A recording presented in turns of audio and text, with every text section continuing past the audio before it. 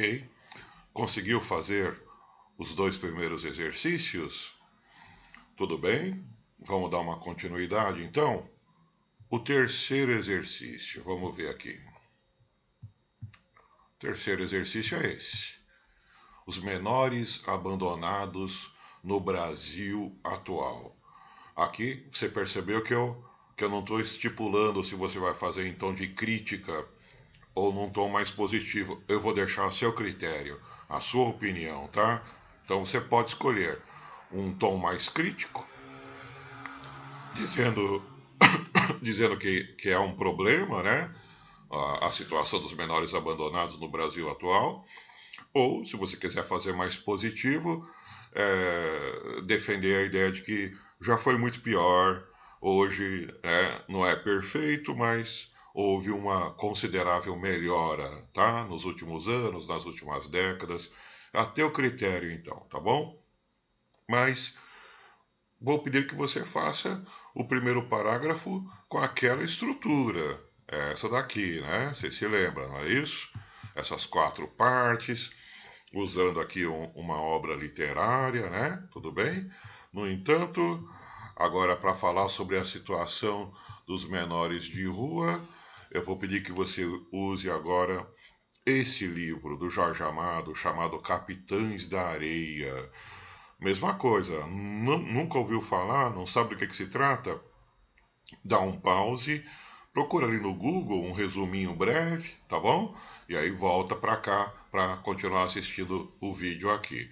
Mas o Capitães da Areia é o nome de um grupo de crianças de rua que vive em Salvador na década de 30, tá? E aí é o cotidiano deles, sofrido, né? De violência, né? De fome, tá bom? Então é esse cotidiano que de menores abandonados na década de 30 que Jorge Amado vai descrever aqui no Capitães da Areia, tá certo?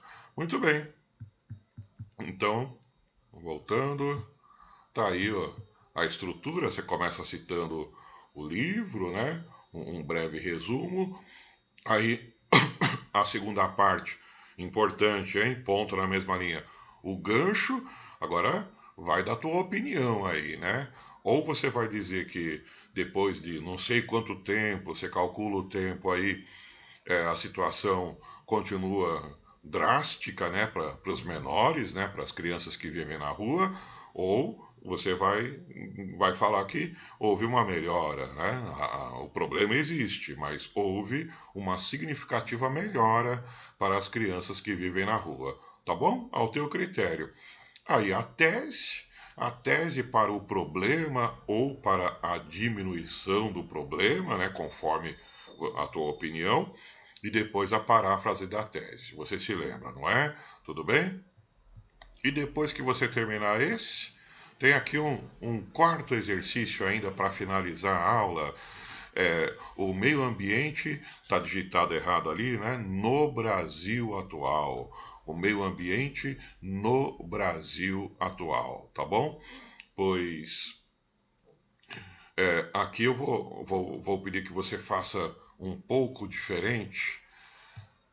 Você está vendo que a aula é um exercício de primeiro parágrafo a partir de obras literárias? Pois esse mesmo esquema, essa mesma estrutura, também serve, além de obras literárias, né, também serve para filme, para música, para série, tá? Também serve. E aí é isso que eu vou pedir que você faça. Dentro desse tema aqui do meio ambiente no Brasil atual, você comece, ao invés de um livro, ao invés de um livro, cite um filme, cite uma música, cite uma série que obviamente possibilite, quando chegar ali na segunda parte, um gancho, tá? E aí fica legal, viu, gente? Um filme, uma música, uma série, um documentário, tá? Que quando chegar na segunda parte, você dá o gancho e fala da situação do presente. Aqui a mesma liberdade. Você pode ser crítico, você pode ser um tom mais positivo, tá? Vá conforme a sua opinião. No entanto, aqui eu tenho uma ressalva. Você tem que tomar um pouco de cuidado com a escolha dessa música, desse filme, né, desse documentário. Tem que ser alguma coisa que seja mais próxima de um nível universitário, né, de um nível acadêmico, tá ok? Então, vou dar um exemplo: tem um filme, um desenho animado famoso, Wall-E. Já ouviu? Lembra desse filme? Que tem um robozinho e tal, e tem uma questão ambiental, né? Se você não conhece, assista, tá bom? Wall-E. É um filme, um desenho animado que dá um gancho, né, na questão do meio ambiente, com certeza. Mas será que é uma boa escolha de bagagem cultural para você usar numa redação? É isso que eu queria que você pensasse, tá? Se está numa situação de concorrência, né? O filme com certeza é interessante, eu gosto, é desenho animado, tenho certeza que você também gosta, né? É bonitinho, né? Mas você está fazendo uma dissertação para entrar numa grande universidade, né? Então eu não sei se um desenho animado seria a melhor bagagem cultural ali numa situação de extrema concorrência que é o vestibular, tá? Então, aqui eu vou dar uma manha, uma dica para você decidir se esse filme que você está pensando, se essa música que você está pensando, se essa série, se esse documentário seriam adequados, tá? Então vamos supor que você está pensando uma música aí, que você sabe que fala sobre uma questão ambiental, né? E aí você está pensando em mencionar essa música na primeira parte, tá?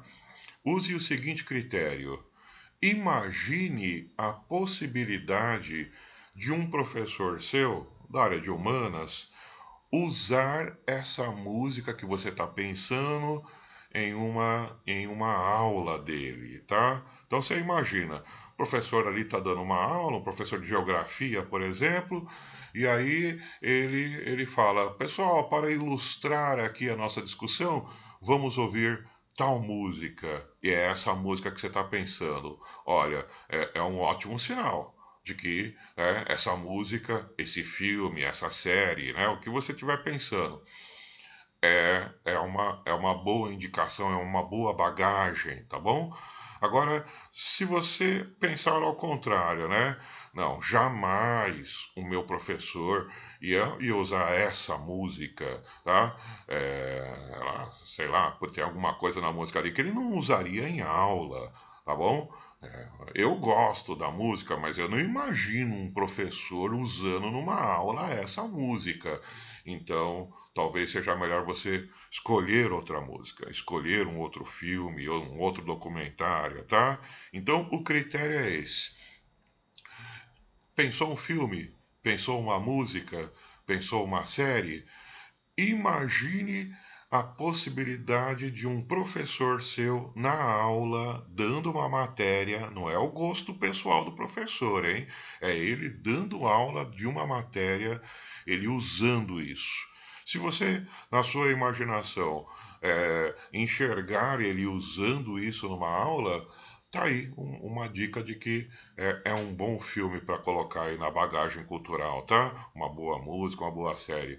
Tenta aí, tá bom?